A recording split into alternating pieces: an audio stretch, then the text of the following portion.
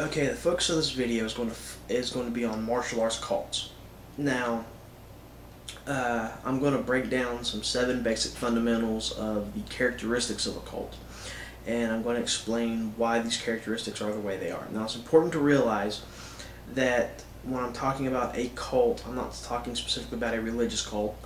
There's different types of cults. There's 5 general types. I'll get into this later. But the behavioral modification methods used by cults are very similar to the behavioral modification methods used in the military and martial arts. The reason for this is because these methods are proven to condition the subject to react in a specific way. This is how the military takes people who aren't aggressive or aren't violent by nature and conditions them to react and to become violent by their nature. They redefine their nature because they redefine their perception of behavioral activity in assessing situations. So, allow me to begin. First of all, the people who are involved in cults are put in physically and or emotionally distressing situations during the initiation into the cult. In the military, this would be boot camp or basic training. This will be an initial phase where the physical body is broken down. It is fatigued, it is worn out. This can take place through hard physical labor, physical conditioning, or it can also take place through meditation and other forms such as that, or a combination of either.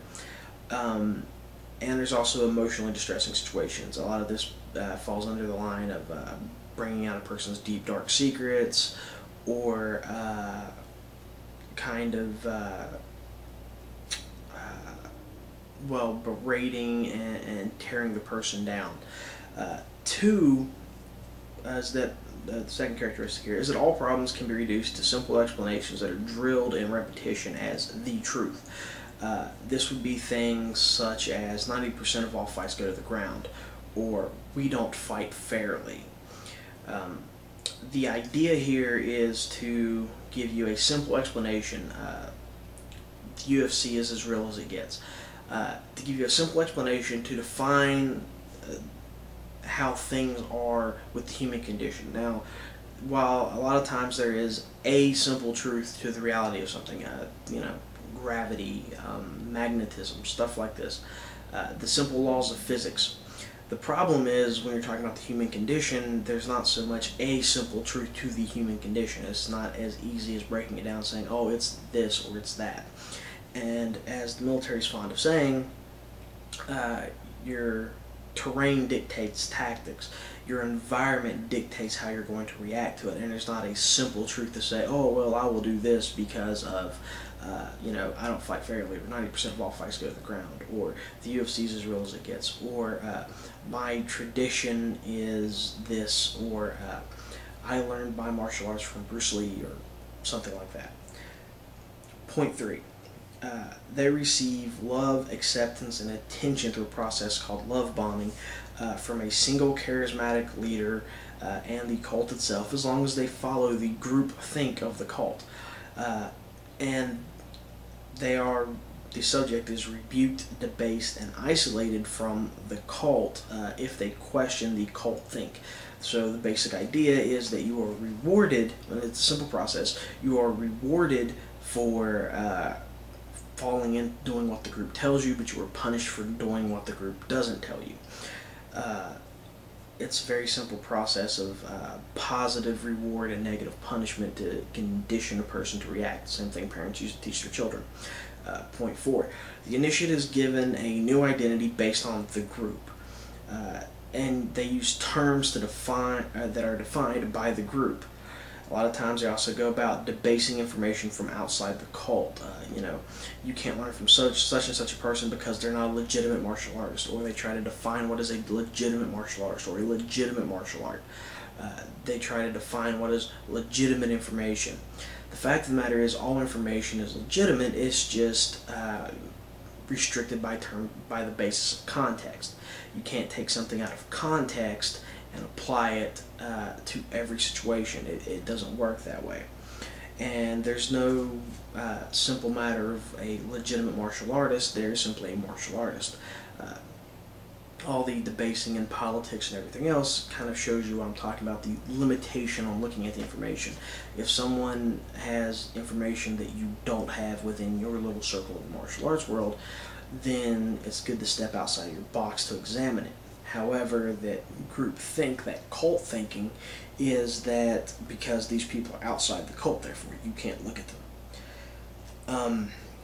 Point 5, members are subject to entrapment.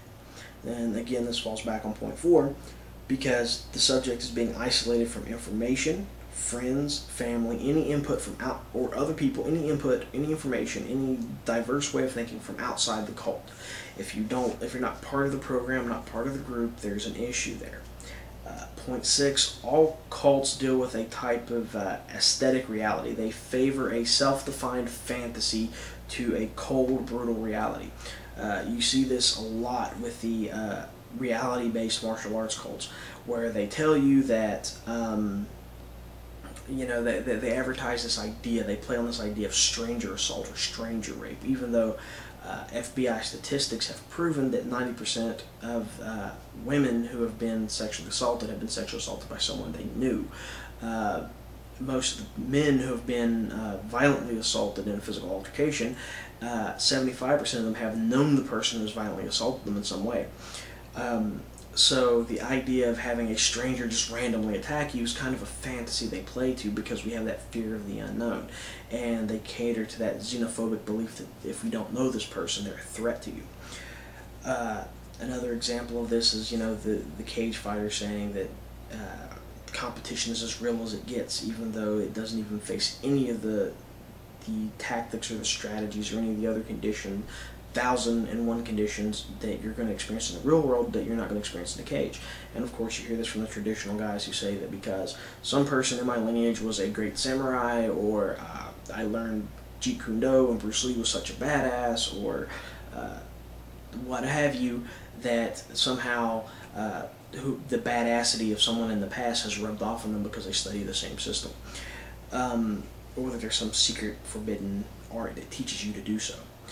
Point 7, in cults where there isn't a single prophetic, charismatic leader, if you will, such as commercial cults, the use of a paramilitary rank structure, where various sub-leaders, leaders, and officers all venerate a single charismatic leader, but they lord over you and gain the benefits as being the single charismatic leader of their individual selves.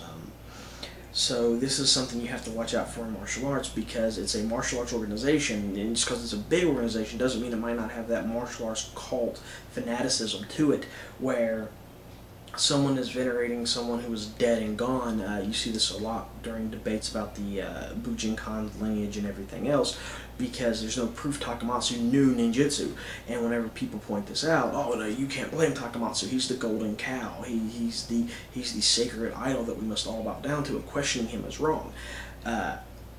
And therefore, Hatsume, being a very charismatic, very interesting guy, is like the great prophet who has learned everything from the sacred cow. And certain people within the Bujinkan, I won't say all of them, but certain instructors within the Bujinkan have that sub-leader cult mentality of we must pay homage to Hatsume and we cannot question him, and you cannot question me because I am a descendant of Hatsume. Hatsume learned his things from Takamatsu, and yada yada yada.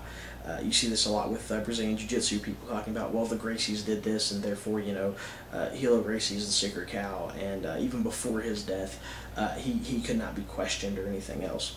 And, just to give you an idea of what I'm talking about, they have that chain of command where different people who have branched off and learned from these people and use their name, therefore venerate them as some holy sacred idol.